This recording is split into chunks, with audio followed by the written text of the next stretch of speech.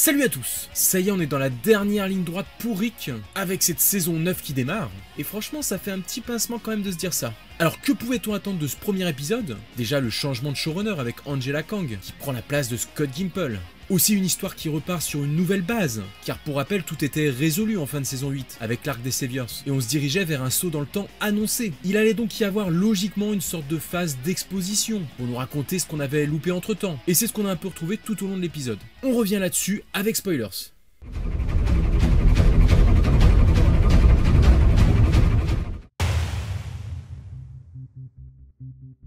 Dorénavant, chaque communauté apprend à vivre à l'ancienne, l'agriculture redevenant une richesse primordiale. L'énergie naturelle est privilégiée, on parle enfin vraiment de problèmes pour trouver de l'essence, ce qui est plutôt réaliste. Et pour pallier à ça, beaucoup se sont mis au cheval. Le cheval, c'est génial.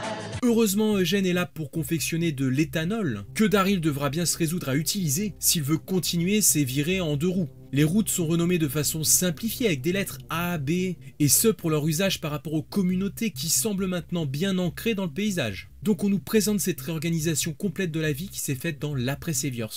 Malgré tout, le sanctuaire est toujours debout, et même si à l'intérieur certains semblent de bonne foi, la menace d'une mutinerie est bien réelle, notamment avec lui là dont j'ai pas retenu le nom, mais c'est pas bien grave vu qu'on va l'appeler fouteur de merde numéro 1. Mais oui, il y en aura d'autres, vous verrez.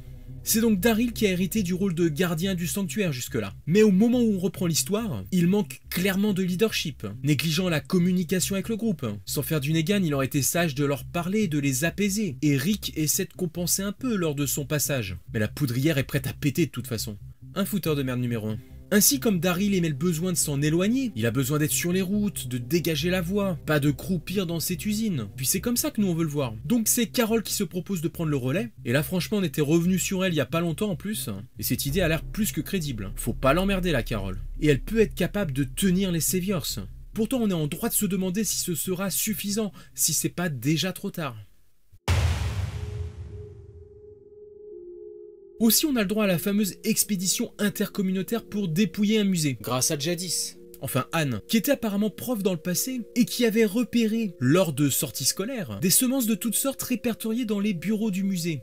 Et oui, je sais, c'était des visites très complètes. Là encore, on voit ce retour aux sources, du savoir ancestral des hommes, pour réutiliser des outils du passé, avec au-dessus de tout ça l'ombre de ce que leur avait rapidement enseigné Georgie. En tout cas, on ne va plus piller des supérettes, mais on travaille sur le long terme.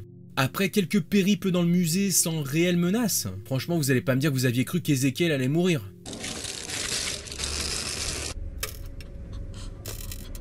Sur le retour, c'est Ken, le Penji, qui fait les frais des Walkers à cause de son amour inconditionnel pour les chevaux. Le cheval, c'est génial. Un incident qui sera tout de même lourd de conséquences pour la fin de l'épisode, et peut-être même plus. C'est avec le retour de Gregory que cela va s'accentuer. On apprend qu'il y a eu une élection à la colline, et que Maggie s'est vue légitimement attribuer le rôle de chef face à lui. Pourtant étant toujours une alliée proche de Rick, on lui reprochera peu à peu de ne pas privilégier sa communauté, et même d'aider les autres à leur détriment, la mort de Ken étant la goutte d'eau. Les parents de ce dernier qui sont représentés ici nous permettent de mieux voir ce qui se joue de l'intérieur, l'animosité cristallisée envers les Saviors. D'ailleurs d'un point de vue esthétique, on a un parallèle intéressant entre ces deux lieux, le sanctuaire étant représenté avec des textures de lumière rouge, le feu, confiné entre 4 murs. On sent cette tension explicitement rappelée par le graphe. L'ombre de Negan pèse encore sur ce lieu où l'on a faim. Et déjà l'absence de Dwight se fait cruellement ressentir. Lui qui aurait pu sans doute mieux, connaissant les habitants, désamorcer ce qui pourrait être en train de se tramer. À côté on a une colline nappée de bleu, avec des tons beaucoup plus doux, en extérieur, ouvert sur une nature florissante, où il doit faire bon vivre et où l'on mange à sa faim. C'est pourtant là que, tapis dans le noir, Gregory et le père de Kent fomentent un plan autour d'une bonne bouteille pour renverser Maggie, ce qui est plutôt surprenant dans un monde comme celui-ci. J'aurais misé sur une pénurie d'alcool avant celle d'essence. Bon, sans doute est-ce moins dur à fabriquer. Une fois bien éméchés, ils mettent à exécution leur plan machiavélique, et c'est bien sûr un échec en même temps. Et Gregory se voit immédiatement exécuté.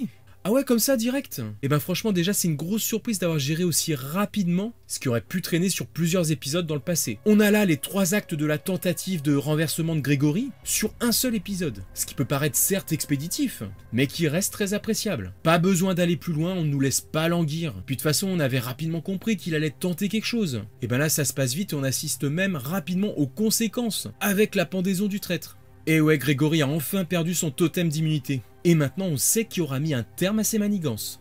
Lui là.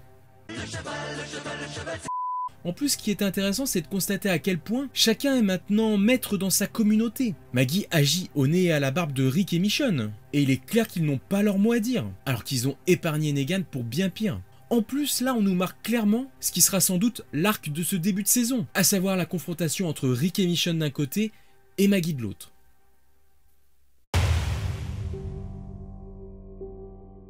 Qu'est-ce que j'en ai pensé de cet épisode ? Eh ben, c'était plutôt efficace, avec une bonne dynamique. Les bases de la saison sont posées, ils arrivent habilement à nous donner les éléments pour savoir ce qui s'est passé pendant tout ce temps, en faisant allusion à chaque communauté, comment ils se sont organisés, la cohabitation, et le tout en faisant avancer l'histoire. On n'a pas de temps à perdre et ça c'est très bien. Et du coup à la fin de l'épisode on peut dire que la saison est déjà bien lancée. Alors oui, il nous manque celui dont on ne prononce pas le nom à la limite. Mais bon, en compensation on voit Jésus refaire du karaté. Même si ça servait absolument à rien, ça fait toujours plaisir. Et puis Negan, avec son statut de grand méchant, il se fait désirer comme à son habitude. En tout cas, même absent, c'est déjà bien lui qui est remis au cœur de l'intrigue.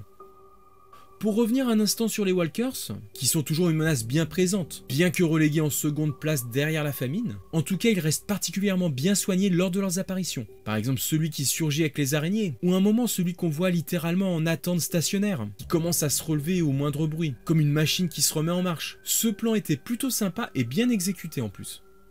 Voilà maintenant que nous réserve la suite. Sûrement davantage de tension. L'épisode de Gregory ayant fini de creuser un fossé qui sépare nos protagonistes. Michonne va-t-elle se retrouver opposée plus frontalement à Maggie?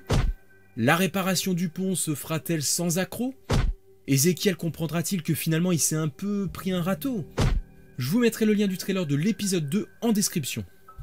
Voilà, c'est tout pour aujourd'hui. Au passage, je remercie OCS qui soutient entre autres ma chaîne sur les réseaux sociaux. Ça fait toujours plaisir de voir des gens qui s'intéressent aussi aux petits youtubeurs. Et comme moi, vous pouvez regarder chaque nouvel épisode de The Walking Dead le lundi dès 6h du mat avec leur replay ou à 20h40 sur OCS Shop.